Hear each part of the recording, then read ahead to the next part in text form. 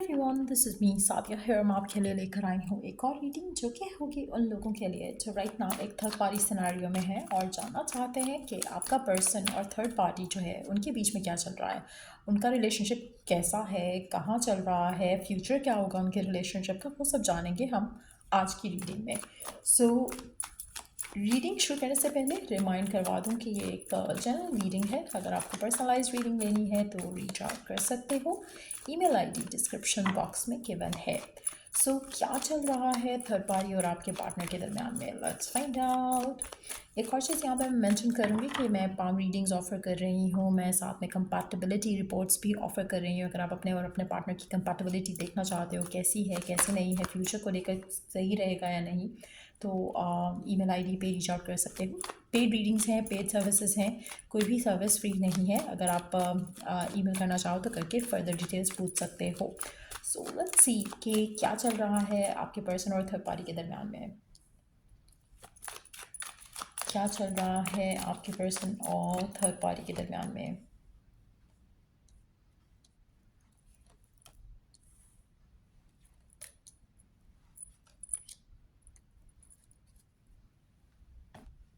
अच्छा, इनका कनेक्शन बहुत ही स्मूथ और हेल्दी और पॉजिटिव डेफिनेटली नहीं है। थर्ड पार्टी और आपके पर्सन जो हैं इनके दरमियान में भी अनबन होती है, इनके दरमियान में भी इश्यूज़ हैं। ऐसा लग रहा है कि पर्सन इस रिश्ते से भागना चाहता है या अपनी कमिटमेंट से भागना चाहता है when it comes to this relationship जो उनका थर्ड पार्टी के साथ है।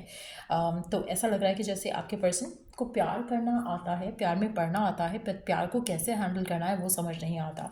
सो कहीं ना कहीं थर्ड पार्टी और आपके पार्टनर के दरमियान में कुछ अनबन ज़रूर चल रही है। थोड़ा अवेलेबल सा एटीट्यूड है आपके पार्टनर का टुवर्ड्स द थर्ड पार्टी, जिसकी वजह से कहीं ना कहीं एक अनसेटलिंग सी एनर्जी दिख रही है यहाँ पर।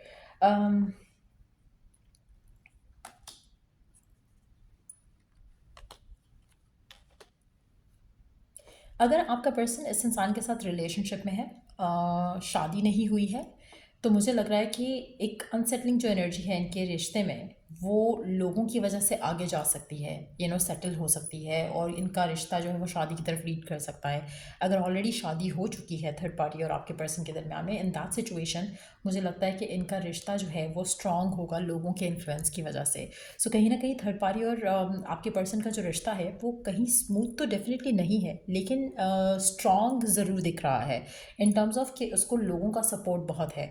लोगों की वजह से रिश्ता स्ट्रांग हो सकता है, आगे जा सकता है, कमिटमेंट आ सकता है, शादी हो सकती है।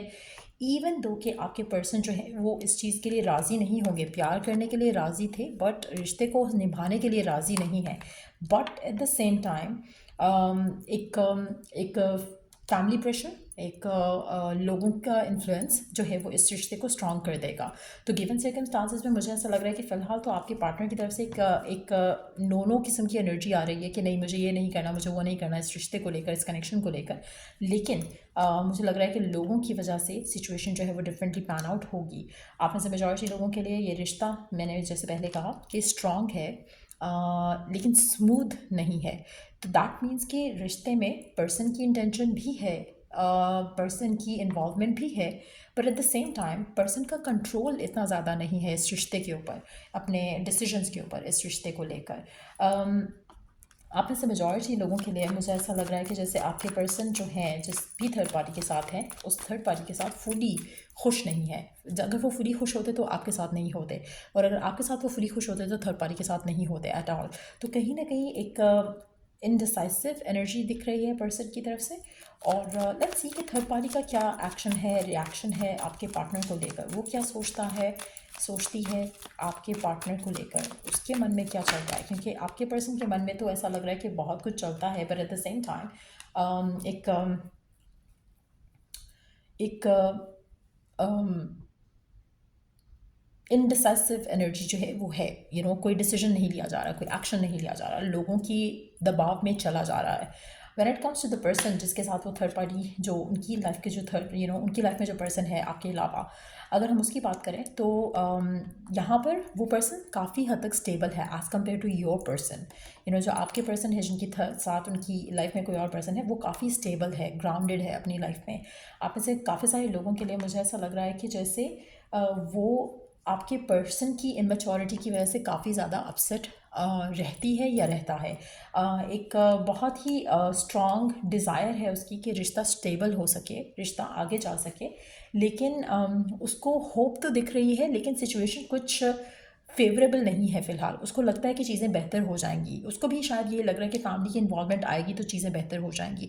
सो कहीं ना कहीं एक ऐसी सिचुएशन डेवलप होती दिख रही है जहाँ पर फैमिली का सपोर्ट, लोगों का सपोर्ट उसके रिश्ते में रहेगा, और उससे इसका रिश्ता जो है वो स्ट्रांग हो सकता है, आगे जा सकता है, और काफ़ी हद तक स्ट्रांग होते दिख रहा है यहाँ पर थर्ड पार्टी के साथ उनका रिश्ता।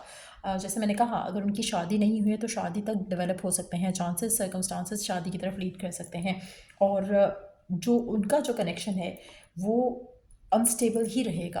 रीज़न बीइंग कि पर्सन जो है वो अनश्योर है, प्यार था या है लेकिन आगे नहीं रहेगा। तो एक जो चाहत है, डिज़ायर है, वो टेम्परेरीली लग रही है यहाँ पर। और एक होता है ना कि आपको लगता है कि हाँ चीज़ें बस फ़न के लिए आप करते हो, वो फ़न के लिए तो हो गया, लेकिन एट द सेम टाइम आगे उसकी जो रिस्पॉन्सिबिलिटी ऐड हो रही है, आगे उसमें जो स्ट्रेस आ रहा है, आगे उसमें जो एक रिस्पॉन्सिबिलिटी आ रही है, वो आपका जो पर्सन है वो उस रिस्पॉन्सिबिलिटी को लेने के लिए प्रिपेयर्ड नहीं था।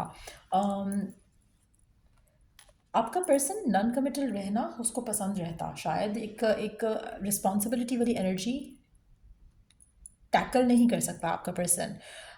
इसीलिए मुझे लगता है कि वो या तो अगर आपके साथ वो शादी में है तो थर्ड पार्टी के साथ वो इसीलिए हुआ था ताकि रिस्पॉन्सिबिलिटी नहीं आए, लेकिन थर्ड पार्टी के साथ आकर भी फंस रहा है। सो एक इस तरह की सिचुएशन है जहाँ पर आप एक बहुत ही इमेच्योर इंसान के साथ हो, जिसको खुद क्या चाहिए उसे नहीं पता, लेकिन एक चीज़ का पता है कि उसको कोई रिस्पॉन्सिबिलिटी, कोई एक्स्ट्रा किसी चीज़ का स्ट्रेस लेना वो उसको नहीं चाहिए, जिसकी वजह से शायद वो आपसे भागा था और थर्ड पार्टी में फंसा।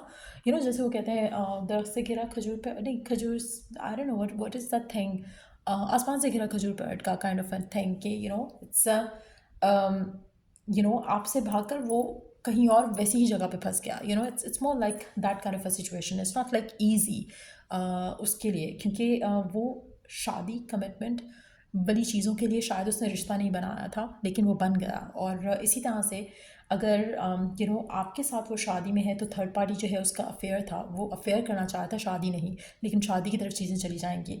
इसी तरह से अगर आपके साथ है वो पर्सन और थर्ड पार्टी आपके साथ उसका एक्स्ट्रा मैरिटल अफेयर है, तो वो उस शादी में रहना नहीं चाहता, लेकिन उस शादी में रहना पड़ जाएगा इसको। तो कुछ इस तरह की सिचुएशन जो है वो डेवलप होती दिख रही है। आपका रिलेशनशिप जो होगा वो होगा, लेकिन इस रिलेशनशिप का जो फ्यूचर है वो स्ट्रांग होता दिख रहा है over the period of time, लोगों के इन्फ्लुएंस की वजह से। अगर लोगों का इन्फ्लुएंस नहीं होता तो ये रिश्ता कब का ख़त्म हो चुका होता, क्योंकि यहाँ पे बहुत ज़्यादा चीज़ें हैं जहाँ पर आपके पर्सन जो हैं वो इस चीज़ इस कनेक्शन से भागते हैं, बट कंट्रोल इतना ज़्यादा उनके हाथ में नहीं है, लोगों के हाथ में ज़्यादा कंट्रोल है। सो यार ये थी रीडिंग आप लोगों की। अगर आपको इस रीडिंग से हेल्प मिला है, गाइडेंस मिली है, तो लाइक शेयर सब्सक्राइब ज़रूर करो, और अगर आपको पर्सनलाइज रीडिंग लेनी है तो रीच आउट कर सकते हो। ईमेल आईडी डिस्क्रिप्शन बॉक्स में गिवन है। So yeah till I do the next read, take care, bye.